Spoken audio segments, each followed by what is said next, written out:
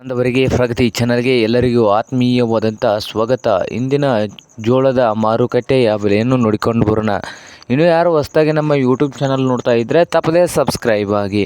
ಇಂದು ಜೋಳ ಯಾವ ಮಾರ್ಕೆಟ್ನಲ್ಲಿ ಎಷ್ಟು ರೇಟು ಒಂದು ಕ್ವಿಂಟಲ್ಗೆ ಇದೆ ಅಂತ ನೋಡ್ಕೊಂಡು ಬರೋದಾದರೆ, ಇಂದು ವಿಜಯಪುರ ಮಾರುಕಟ್ಟೆಯಲ್ಲಿ 2800ದಿಂದ 4000, 2800ದಿಂದ 4000 ವಿಜಯಪುರ ಮಾರುಕಟ್ಟೆಯಲ್ಲಿ ಒಂದು ಕ್ವಿಂಟಲ್ ಜೋಳದ ಬೆಲೆಯನ್ನು ಹೊಂದಿದೆ.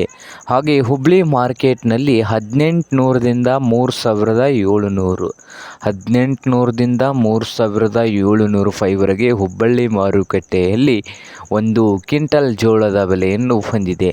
ಹಾಗೆ ರಾಯಚೂರು ಮಾರ್ಕೆಟ್ನಲ್ಲಿ ನೋಡೋದಾದರೆ 3000ದಿಂದ 4000, 3000ದಿಂದ 4000 ರಾಯಚೂರು ಮಾರುಕಟ್ಟೆಯಲ್ಲಿ ಒಂದು ಕ್ವಿಂಟಲ್ ಜೋಳದ ಬೆಲೆಯನ್ನು ಹೊಂದಿದೆ.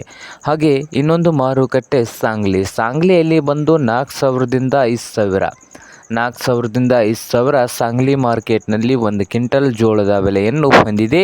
ಹಾಗೆ ಲಕ್ಷ್ಮೇಶ್ವರ ಮಾರ್ಕೆಟ್ನಲ್ಲಿ 3000 ಒಂದು ಕ್ವಿಂಟಲ್ ಜೋಳದ ಬೆಲೆಯನ್ನು ಹೊಂದಿದೆ.